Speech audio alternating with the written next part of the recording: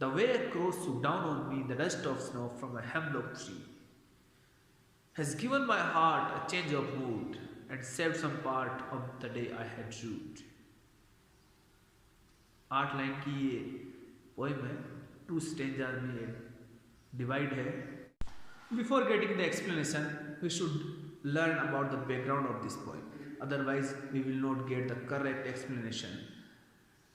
So, what is the background?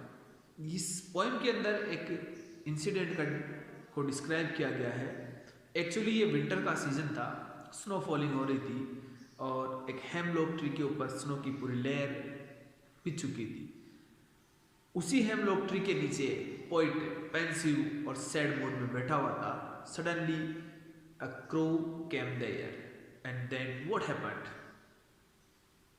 Let's see what happened. So here are the first 2 lines. The way a crow swooped down on me. जैसे ही crow वहां पर आता है और उसके पेड़ पर बैठते ही वहां जो आइस की जो लेयर थी, बर्फ की जो लेयर थी, वहां से स्नो फॉलिंग स्टार्ट हो जाती है.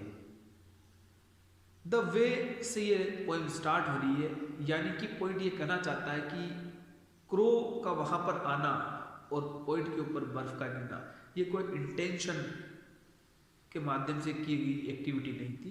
कैजुअली ऐसा हुआ, कैजुअली क्रो वहां आया, जैसे बैठता है. मे बी ही वो शिवरिंग, कांप रहा हो ठंड से या किसी और एक्टिविटी से स्नो फॉलिंग स्टार्ट हो गई.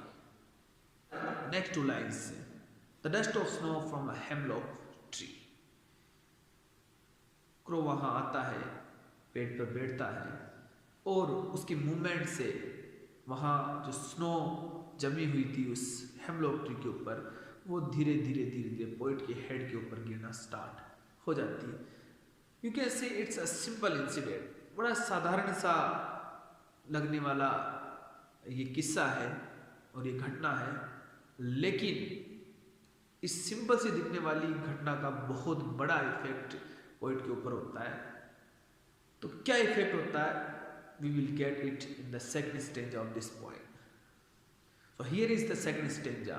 Has given my heart a change of mood. My heart. The poet is telling about himself. जैसे ही स्नो उसके ऊपर गिरती है, उसके सिर के ऊपर गिरती है, उसके हार्ट में जो काफ़ी दुख और दर्द से भरा हुआ था, उसमें गजब का चेंज आता है और उसका जो मूड था, the unpleasant mood off the poet changed into the pleasant and optimistic mood. दुख, दर्द वो सब गायब हो जाते हैं और उसके मन में खुशियाँ आ जाती है, उसका मूड बदल जाता है, ऑप्टिमिस्टिक वो बन जाता, आशावादी वो वहाँ पर बन जाता है. Now the poet is telling us what he would do after that incident. Poet ने उसके बाद क्या किया? Actually the poet was wasting his time sitting under the hemlock tree.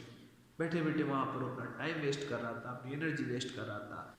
और जैसे ही ये इंसिडेंट होता है उसका मूड बदल जाता है. And then he decided to do something. कुछ अच्छा करने की उसमें उम्मीद जगती है, उसे आशा मिलती है, उम्मीद मिलती है कि वो कुछ करेगा. और जितना भी टाइम उसने स्पेंड कर दिया था, वेस्ट कर दिया था, उसको भूल कर अब वो बचे हुए दिन को यूटिलाइज करना चाहता है. इस तरीके से आप देख सकते हैं कि अपने जीवन में कभी कभी जो छोटी छोटी घटनाएं घटती है वो हमारे जीवन में कुछ ऐसा प्रभाव डालती है कि हम अपना लक्ष्य बना लेते हैं, कुछ अलग करने का जुनून हमारे अंदर सवार हो जाता है. आप इस घटना को इस तरीके से भी देख सकते हैं कि एक लड़का है, वो एक स्कूल में पढ़ता है, इंग्लिश में थोड़ा कमज़ोर है.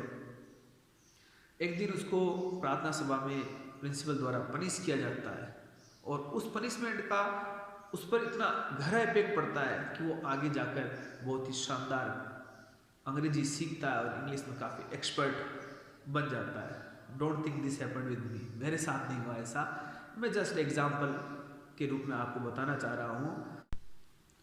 Now let's see, is there any figure of speech in this poem? Yes, there is alliteration. आप लास्ट का जो स्टेंजा है, सेकंड वाला जो स्टेंजा है, उसकी सेकंड लास्ट लाइन देखेंगे तो वहाँ पर 2 वर्ड्स ऐसे आते हैं जिनका बिगिनिंग साउंड जो है, इनिशियल जो साउंड है वो सेम है, और जब किन्हीं 2 वर्ड्स का इनिशियल साउंड सेम होता है तो उसे हम एलिट्रेशन कहते हैं। So it is the poem and hope you have understood all the explanation. सब कुछ आपको समझ में आया होगा और उम्मीद करता हूँ कि आप इसी तरह से हमसे जुड़े रहेंगे।